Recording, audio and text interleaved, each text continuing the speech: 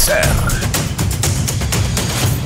Hoy comienza el debate en comisiones del Senado acerca de la famosa ley Bases y Puntos de Partida para la Libertad de los Argentinos, como le han dado en llamar.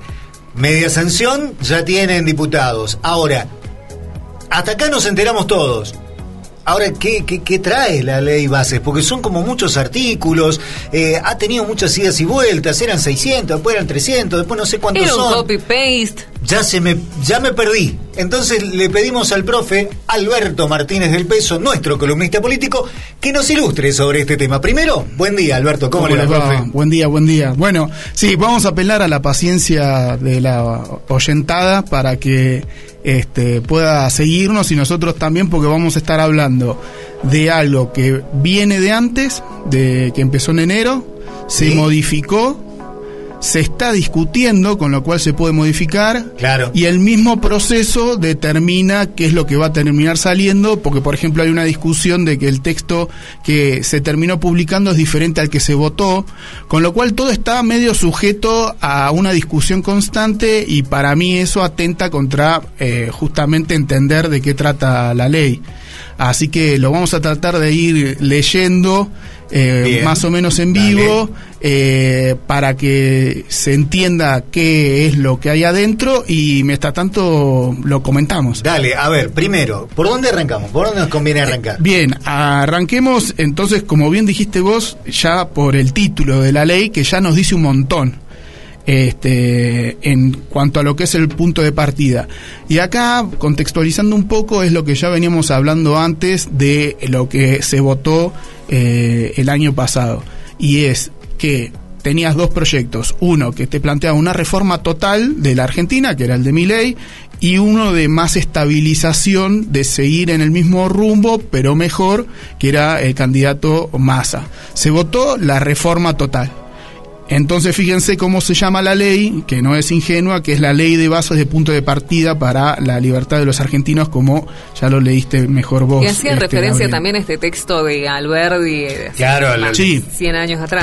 Claro. 200. Con lo cual ahí el gobierno es bien contundente en el sentido de lo que se votó, así que eso es inobjetable. Pero bueno, sigue en el sentido de que según el diagnóstico del gobierno y lo que se votó, hace falta transformar la Argentina, y según ellos, con esta ley es el punto de partida. Así que con lo cual, detrás de esta ley es posible que vengan más cosas, pero bueno, cuando la vayamos leyendo vamos a ver la cantidad de cosas que toca, con lo cual nos tendríamos que imaginar qué es lo que va a venir después, si este es el punto de partida, ¿no es cierto?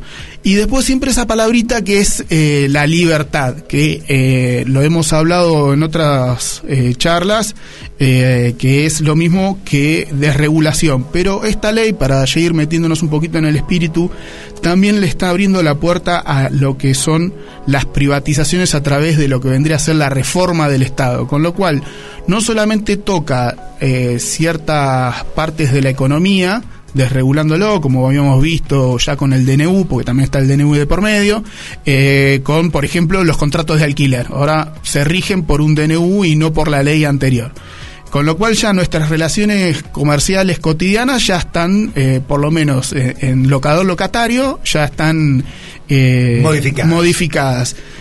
Ahora también se va a reformar el Estado, con lo cual esta nueva ley, que es la mitad de los artículos de la presentada en enero, ya lo que presenta es un capítulo, como les decía, que es la de la reforma del Estado, que voy a leer de un link de Chequeado, que me parece que es lo más imparcial que creo que se puede encontrar, por lo menos para el público en general, ¿no? O sea, Chequeado es un sitio que trata de ser riguroso o verificar lo que se dice, ¿no? Así es como trascendió.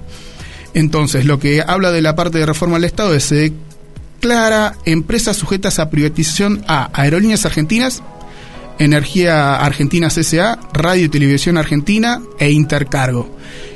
Acá hay una buena cuestión interrogante para que reflexionemos, es si el Estado gestiona mal, quiere decir que igual esas empresas algo generan si serían interesantes para que sean privatizadas, ¿no? Para que un privado quiera Claro, hacerse porque de- si son deficitarias, que ese era el análisis que Sí. se hacía, si estas empresas del Estado son deficitarias, ¿por qué un privado querría comprar una empresa cual. que ha sido deficitaria, si ha tenido todo el Tal apoyo cual. del Estado? Tendría que... Bueno, acá lo que se entiende es que el Estado es el que la gestiona mal y que por eso son deficitarias. Entonces ahora nos hacemos otra pregunta, es, ¿las empresas que son del Estado están para cumplir un rol social público o están para generar rentabilidad? A nivel internacional se entiende que hay ciertos lugares del mismo Estado que son estratégicos, que es, por ejemplo, tener una aerolínea de bandera. Todos los países tienen una aerolínea de bandera porque se entiende que tener una ruta cubierta por un servicio que lo brinda el mismo Estado, lo que está haciendo es una función social y no una búsqueda de rentabilidad, y eso se vio en la pandemia. Exacto, pero además, y en esto quiero agregar, cuando uno piensa en aerolíneas, en línea de bandera, etcétera, no estamos hablando solamente de viajes, de turismo, sino de todas Claro. las otras funciones que cumple el Claro. tener una aerolínea, conexiones, comunicaciones, envíos, un Sí. montón de cosas y servicios que se brindan a través Sí. de esta servicio. Porque si no, lo que estamos dando por hecho es que nuestra vida cotidiana va a estar regida solamente por la rentabilidad. Es decir, si para otra empresa privada cubrir Buenos Aires Chilecito o Buenos Aires La Rioja no es rentable, no viajas en aerolíneas. O sea, por más que tengas toda la plata, lo que quieras hacer, no vas a tener una empresa que te brinde ese servicio, con lo cual solamente vas a poder viajar de manera terrestre, con lo cual solamente vas a poder viajar 12, 18 horas para ir y venir. Con lo cual ahí ya ves que lo de la libertad, el espíritu de la ley, no sé si se alcanza. Libertad para unos pocos. Y yo repito esto, no pensemos en aerolíneas y en transporte solamente en materia de viajes y turismo, porque cubren muchísimos otros servicios que son fundamentales para el desarrollo de localidades y regiones como las nuestras.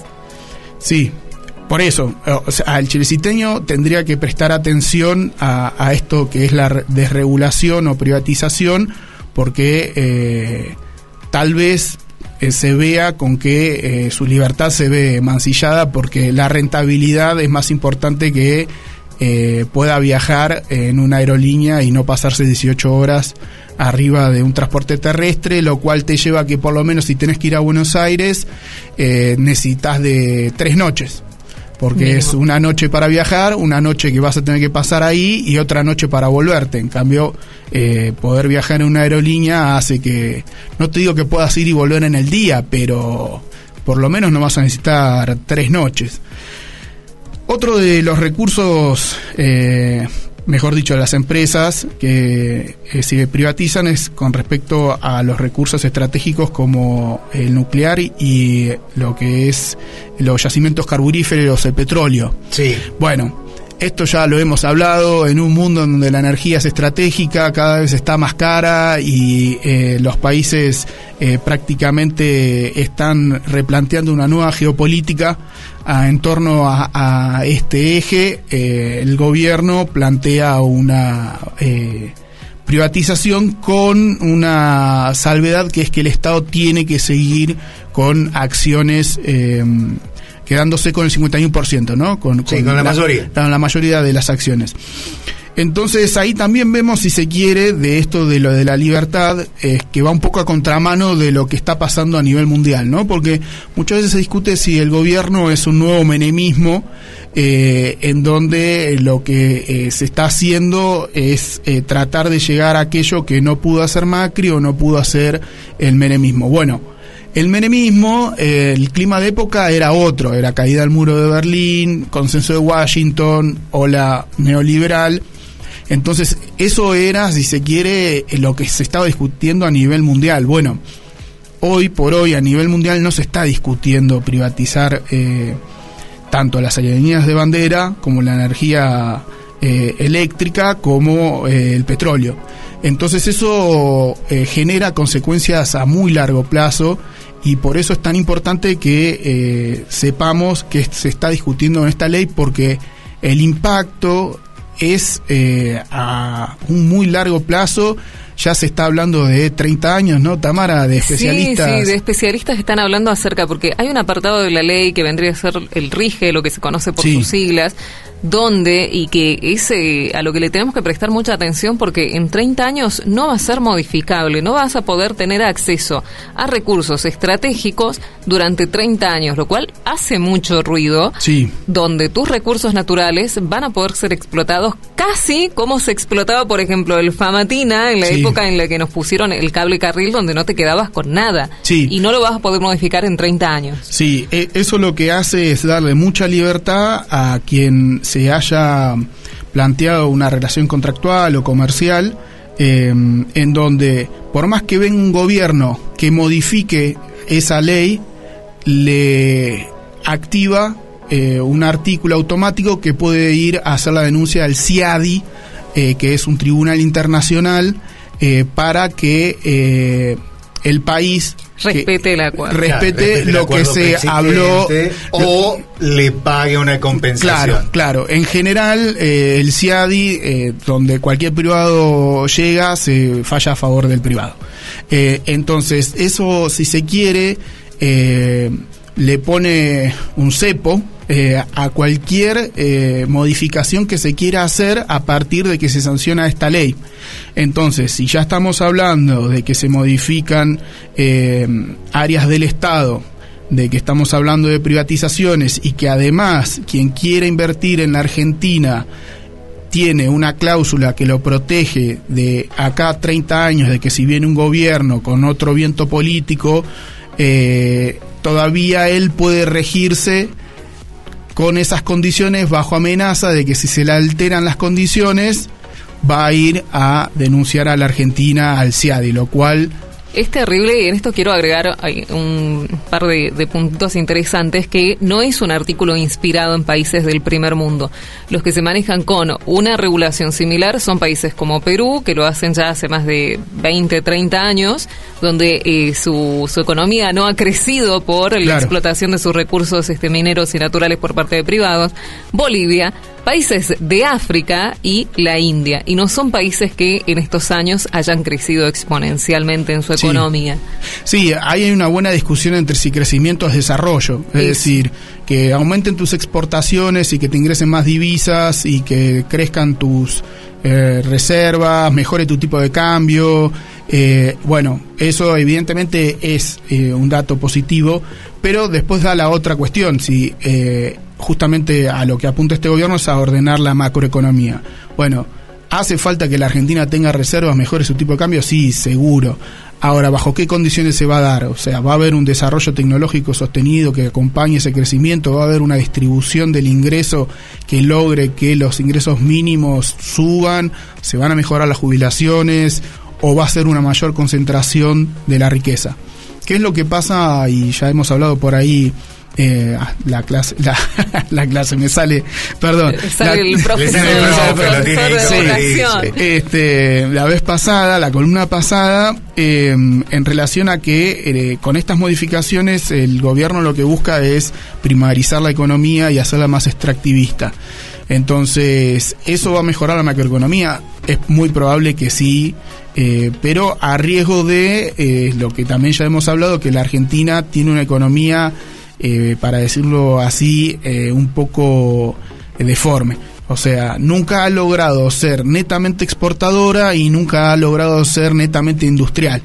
No, eso es algo que lo hablábamos con el profe Pizarro. Sí, un paralelismo, sin hablarse, sin preparar juntos las columnas, vamos casi a la misma dirección. Hemos llegado a las mismas conclusiones con Gabriel. Perfecto.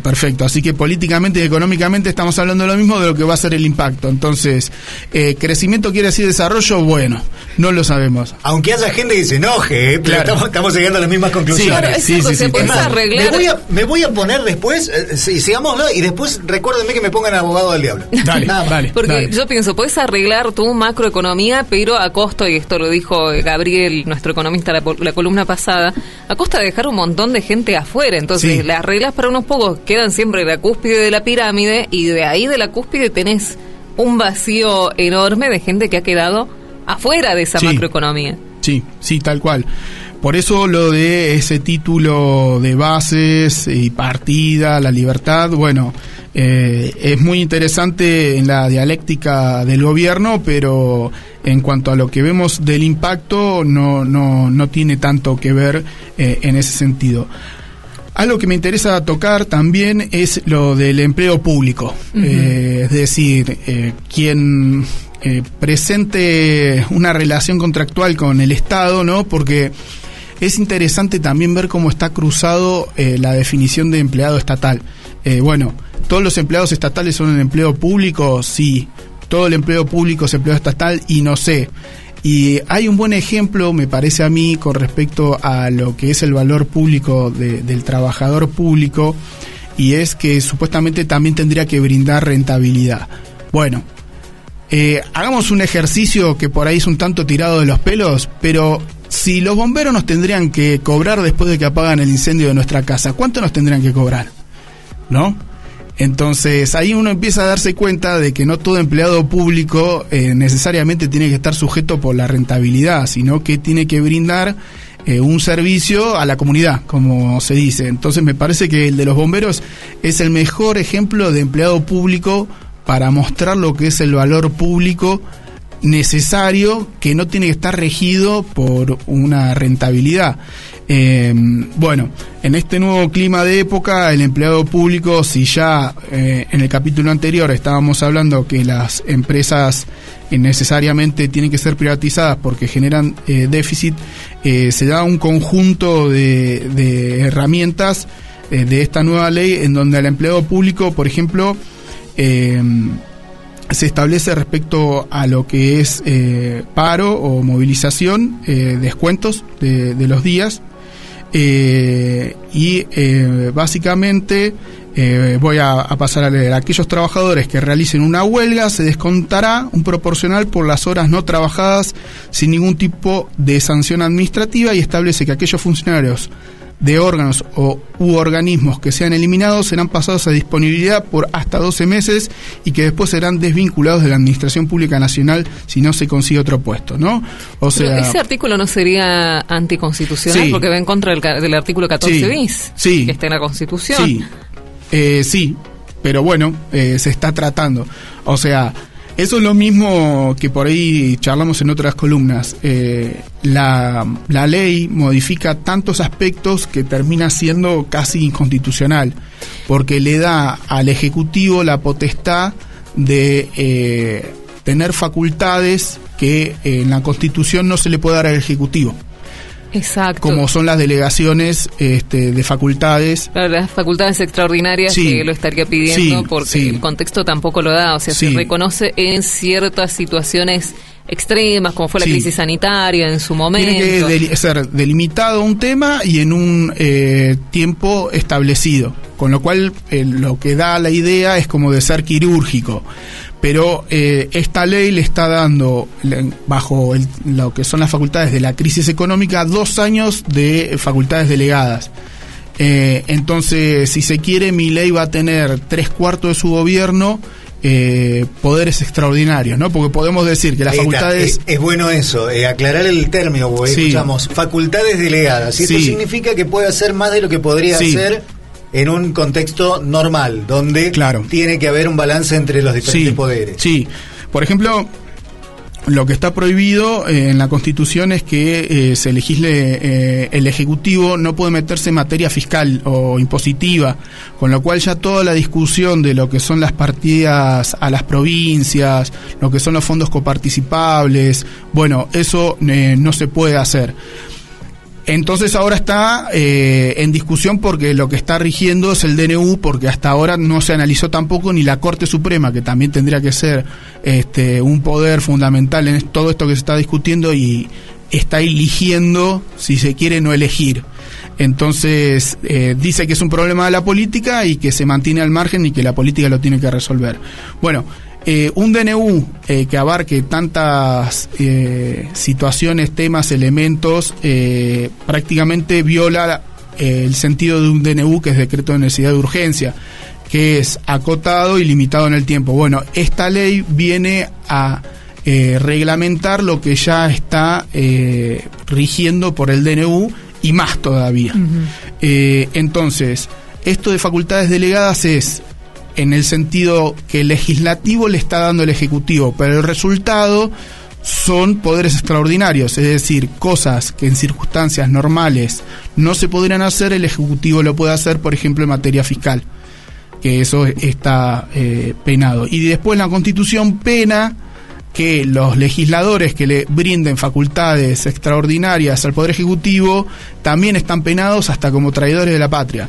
Con lo cual, acá, todo esto, dentro de una X cantidad de años, puede ser motivo de juicios políticos a la Corte Suprema, a los mismos legisladores, al Poder Ejecutivo, a jefes de gabinete, con lo cual no sabemos en qué va a salir. Una persecución total que también está reglamentado por la Constitución Nacional, tratando de evitar que eso suceda. Por eso uno tiene un sistema de pesos y contrapesos y de poderes que están vigilándose. Sí, tal cual. Bueno, para mí el gran ausente de esta discusión es la Corte Suprema. Para mí la mayor degradación en el sentido constitucional es el que la Corte Suprema ya viene sufriendo un proceso de degradación en su cantidad de miembros. Actualmente son 4 que se votan entre ellos y que encima tienen una interna entre sí y que no se pronuncian en nada de toda esta ingeniería legislativa, constitucional, DNUs, ley de base, no están diciendo nada. Porque tampoco nombramos esto, ¿no? Cuando hablamos de la extracción de recursos naturales, el Estado no puede tomar decisiones de los recursos naturales de las provincias. Eso es una facultad, una autoridad de la soberanía de cada provincia. Entonces, este artículo tendría que ir derecho a la Corte Suprema, no debería existir. Sí, bueno, de hecho, la provincia de La Rioja presentó una demanda por fondos que no se le dieron y no se le dio al lugar, con lo cual ahí ya también se ve la intencionalidad política de la Corte Suprema. Pero los recursos, eso viene la reforma del 94, los recursos naturales pertenecen a las provincias, lo cual ya en su momento se decía que era un problema, porque la capacidad que tiene una provincia de poder proteger sus intereses respecto a ese recurso, comparado con el Estado Nacional, es mucho menor. O sea, si viene un grupo empresario estadounidense o chino, para ser imparciales, y establece relaciones con una provincia, es una cosa que se lo establece con un país entero. Lo cual también deja en esto que se está discutiendo una ventana de un proceso que es perjudicial para todo el Estado Nacional, que se está hablando de balcanización del país. Es decir, balcanización viene de los Balcanes, de Europa del Este, en donde Yugoslavia se partió en un montón de países. Bueno, ahora, con esta pelea y tironeo, las provincias están buscando sostenerse, con lo cual están haciendo negociaciones particulares, sin pasar por la nación, o pasando por la nación, y entonces hay un beneficio a favor de uno y en perjuicios de otras, en relación a, bueno, dime qué recursos naturales tenés y te daré coparticipación. Entonces ahí hay un juego de ganadores y perdedores. Entonces ya el mismo proceso te plantea que cada provincia sale a ver qué va a hacer en función de las necesidades que tiene por esta nueva repartija de la coparticipación. Y además los intereses foráneos que logren sedimentarse también plantea un jugador un juego de vencedores y vencidos. Así que no es un proceso, por lo menos, que favorezca al conjunto de la nación. Bueno, otro capítulo que es el del empleo registrado. Esto apuntando en contraposición al empleado público, al sector privado. Y acá vienen partes muy interesantes para quien tenga una relación laboral, privada. Dice, los empresarios quedarán eximidos de cualquier acción legal y deudas relacionadas con infracciones, multas y sanciones, y también serán eliminados del registro de sanciones laborales, ¿no? Es decir, lo que se está buscando es que el empresario no sea tan, ¿qué palabra quieren? ¿Perjudicado? Déjalo así. Que no sea tan perjudicado en función de los juicios laborales, ¿no? Que es algo que ya desde la época de Macri se viene discutiendo sobre lo caro que sale despedir a un empleado, porque supuestamente hay toda una industria del juicio laboral. Bueno, esto como siempre tiene una historia. Entre una relación de un empleador y un empleado, se entiende que la parte más vulnerable es la individual, es la del empleado. Entonces, la justicia, tratando de equiparar esa relación entre empleado y empleador, trata de favorecer al empleado. Y esto también en el contexto de que después de grandes devaluaciones, 2018 para acá, el costo de emplear, o sea, el salario dentro de los costos de producción de una empresa ha caído en términos de dólares cada vez más y más. Aún así, se entiende que en el aspecto de los derechos laborales, el empleado todavía tiene muchas ventajas, ¿no? Y eso perjudica al empresario, con lo cual acá se presenta en esto de promoción del empleo, fíjense las palabras que utilizan, cómo garantizar poder despedir mejor gente haría que haya más empleo. Estas también está raro, pero también ¿no? Está raro desde el origen, porque ¿para qué te voy a emplear a vos si te estoy pensando, lo voy a despedir? ¿Para qué te contrato si ya estoy pensando en cómo te voy a despedir? Sí. No tiene mucho sentido. Sí, lo que pasa es que evidentemente se está pensando en una fórmula como la que se planteó en Asia, básicamente, en donde países con mucha población representaban una gran masa salarial, con lo cual los sueldos eran ínfimos y la rotación muchísima, lo cual con eso lograron altos niveles de competitividad. Pero bueno, yo lo que me quiero preguntar es si el empleado o el trabajador argentino quiere competir a nivel internacional con, no sé, malayos o y me gusta que podamos hacer este contraste, porque, repito, recién te decía que hay ejemplos de países, Perú, India, África, no están implementando medidas de países del primer mundo. Fíjense a qué países necesitan que Argentina se parezca. Sí, de hecho, hasta los países del primer mundo lo que están tratando de hacer es de proteger a más no poder el empleo local.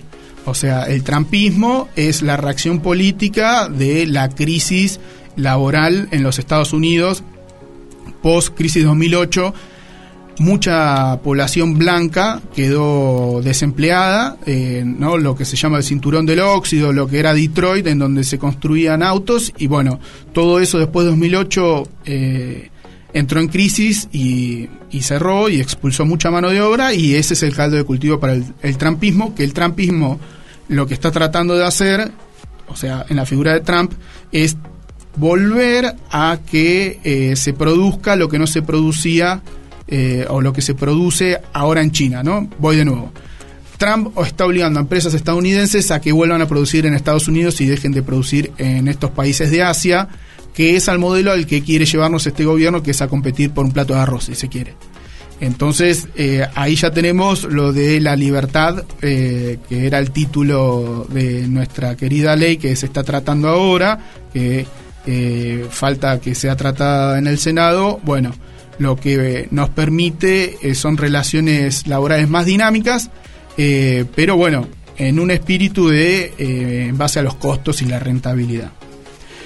Y ahí viene el siguiente, el capítulo 5, el de la modernización laboral, que lo que establece esto es la extensión del periodo de prueba y la creación de un fondo de cese laboral optativo. Es decir, si hasta hace poco el término de prueba era 3 meses o 1 año, sí. Ahora eso se extiende, o sea, estás más tiempo en periodo de prueba. Claro. Lo cual, si se quiere, eso ya puede ser que existiera, pero era ilegal. Con lo cual, si lo articulamos con lo establecido en el párrafo anterior, sobre liberar un poco al empresario de la carga de derechos en términos de indemnizaciones, se va haciendo claro el panorama, ¿no? Es decir, tu periodo de prueba es más alto, y si aún vos te ves perjudicado en tus derechos y haces un juicio de demanda, lo que busca estas reformas es que vos no tengas tantos derechos como antes. Pero lo más interesante también es lo del fondo de cese laboral optativo. Ahí lo que no se establece es de dónde van a salir ese fondo. Es decir, si el propio trabajador se los va a pagar, o va a ser algo que la patronal, el empleador, la empresa, o como lo quieren llamar, va a ser el que ponga lo que tenga que poner, sean horas o plata, ¿no? Con lo cual... Pero siguiendo el espíritu de la ley, yo creo que es más que obvio que quien se va a tener que hacer cargo de su propia indemnización va a ser el empleado. Sí, tal cual. Sí. ¿Puedo llorar?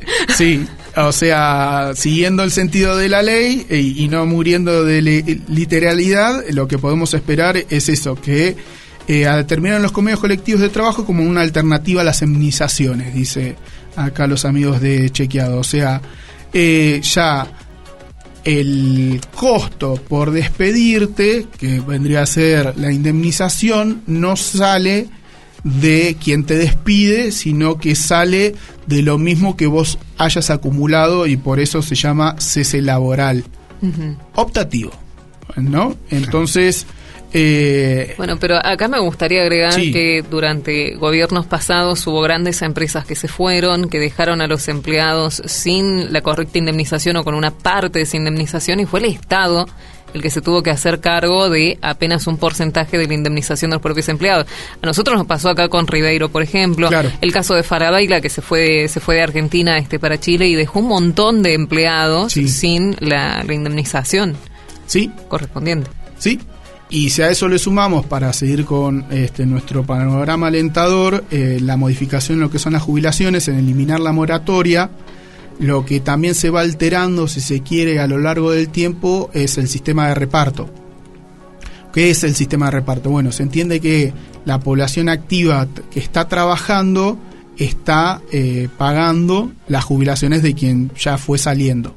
Entonces, si vos lo que vas haciendo es flexibilizando las relaciones laborales de la base de la pirámide, con lo cual uno de los puntos es flexibilizar la estabilidad laboral, ese sistema de reparto en sus bases empieza a resquebrajear, no tiene sustento. A fisuras, claro, porque si la estabilidad de la base que hace falta para los aportes de quienes se están jubilando, va a haber problemas de solvencia. Y si encima de eso lo que haces es que la gente no se pueda jubilar, estás empezando a tener problemas porque estás metiendo más gente en la actividad, ¿no es cierto? Que ya tendría edad para jubilarse. Porque cancelás la moratoria y aparte también se está discutiendo el de subir la cantidad de años para jubilarse. Entonces, por un lado puede ser que tengas la ventaja de que haya menos gente en relación a que tendrías que pagarle la jubilación, pero si ya estás socavando las bases y agregando más gente, ahí también tendrías un problema del sistema de reparto.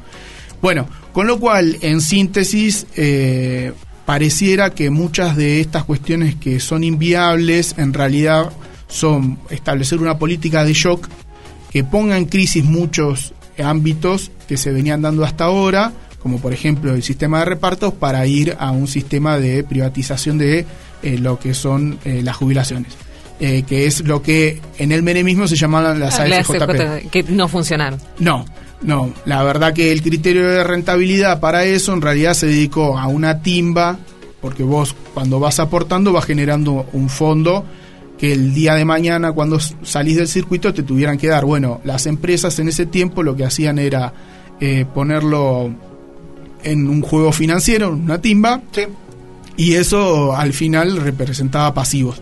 O sea que vos por ahí podías haber aportado a cualquiera de las AFJP que te dan para elegir en ese momento y tu plata por ahí no estaba. Y después otro de los ejemplos que podemos citar con respecto a todo esto que no pareciera tener mucho sentido es en las universidades. Es decir, los fondos de las universidades que están en riesgo, que se ha hecho la marcha, pero no se ha discutido para nada el de qué es lo que se va a hacer, es poner en crisis el sistema universitario para que cada universidad que pueda empiece a arancelar la actividad que pueda y entonces así ir modificándola. Está en coincidencia con lo que se votó, ¿no? Que es que se reforme todo. Entonces, se puede hacer o liberalizando todo y lo que tenga que entrar en shock, entre en shock y se regule o autofinancie, o se puede hacer de otra manera que no sea de shock. Me gusta esto de repensar como las palabras claves de todo lo que fuimos hablando y de todo lo que se habla a través de los medios, ¿no? Acerca de esta ley de bases. Por un lado, lo del tema de la rentabilidad, absolutamente todas las actividades tienen que ser rentables. El estigma sobre el Estado y todo lo que el Estado haya intervenido de alguna manera durante todo este tiempo haciendo que Argentina sea lo que es Argentina, y este gran cambio drástico y de shock al que estamos expuestos como sociedad, y que se empieza a ver la emoción de una sociedad que a menos de 5 meses de gobierno ya está llegando a un límite. Sí, y cómo se ha modificado tu cotidianeidad y cómo se va a modificar a futuro tu vida cotidiana. Dije hace un rato, me pongo en abogado del diablo. Estuvimos analizando. ¿Tiene algo positivo la ley? Si vos querés venir a timbiar a la Argentina, sí, porque te vas a regir por el RIGI. No, pero yo que soy un seco y que vivo en Argentina, que no vengo con dólares a llevarme recursos ni nada. Y que no invertís en el mercado financiero tampoco. Por eso, soy seco. ¿Tiene algo positivo para el ciudadano de a pie? Si vos te querés transformar en lo que se puso de moda ahora, que se ama nómades digitales, si te querés convertir en alguien que tenga relaciones... Nómades digitales viene a ser algo así como un homeless, un hippie o una persona sin hogar, llámelo como quiera. Claro, pero que tiene una computadora y que puede tener relaciones laborales breves según a conveniencia, ¿no? Pero como vive en la calle, la computadora le va a durar 3 días, como mucho. Ahora se está dando otra tendencia muy interesante, que es que en los bares no te atiende una persona, sino alguien en un monitor virtualmente, que está en Filipinas, y entonces los costos laborales... no, pero olvídate, ya después lo reemplazan con IA. Por ejemplo. ¿Para qué van a gastar en Filipinas si pueden tener un bot por inteligencia artificial? Si vos sentís que el mundo no tiene límites y que vos lo que querés hacer es trabajar en lo que quieras... No, yo no siento eso, yo te estoy preguntando ¿me sirve de algo la ley? Si vos aspirás a cosas arcaicas como estabilidad... Y dale que me va a cambiar. ¿A mí me sirve de algo? Qué jodido, loco, sí. Así no se puede. Te tenés que ayornar a estos nuevos tiempos. Vos estás anclado en una vieja Argentina, no en esta nueva que viene más dinámica. Así que nómade digital, me dijo. Sí. Nómade de 2 meses me doy, pero bueno. Sí. Si vos crees en un mundo más dinámico y que tenés las capacidades de readaptarte... Che, pero Elon Musk dijo ayer que está bueno que vengan a invertir a Argentina, dijo.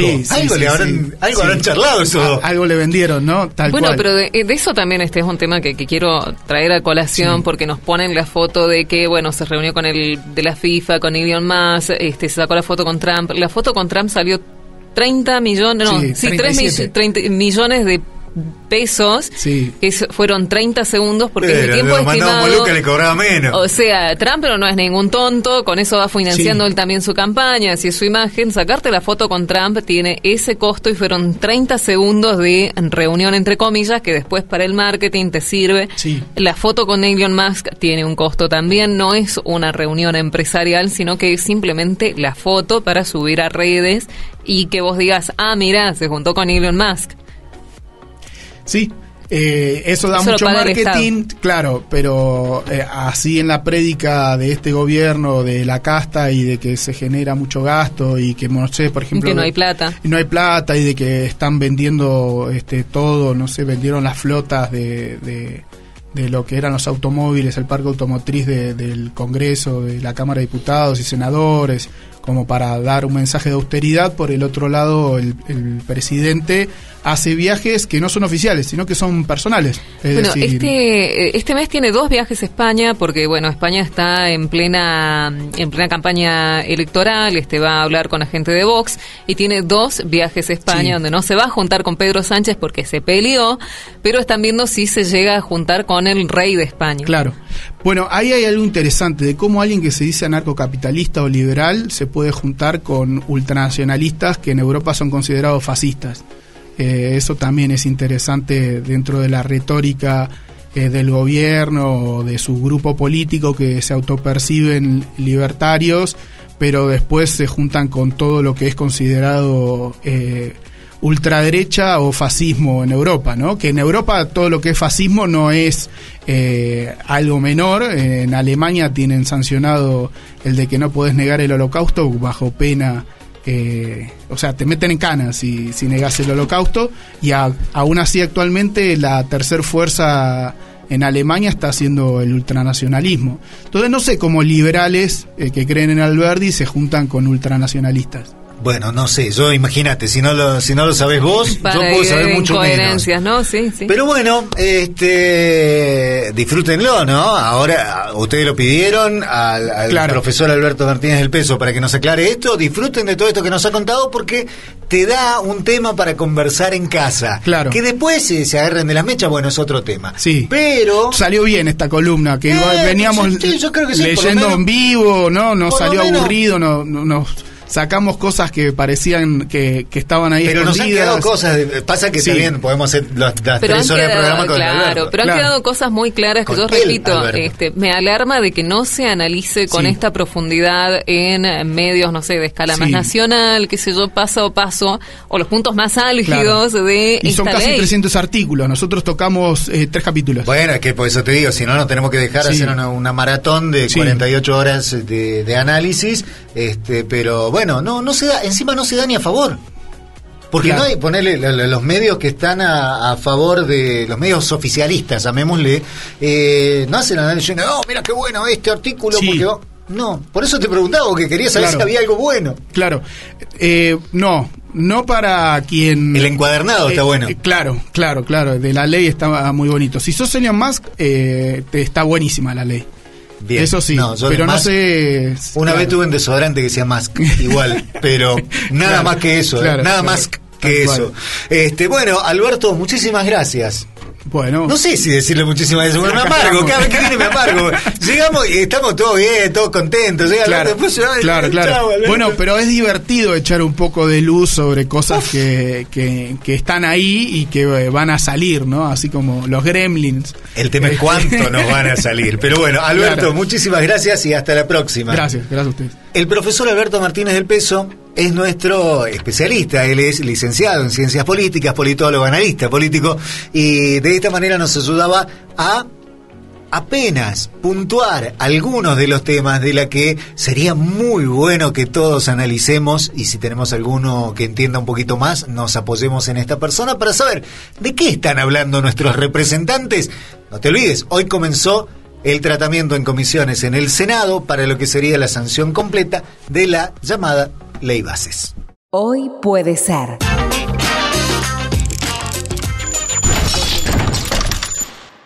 Porque lo que traiga el día depende de vos.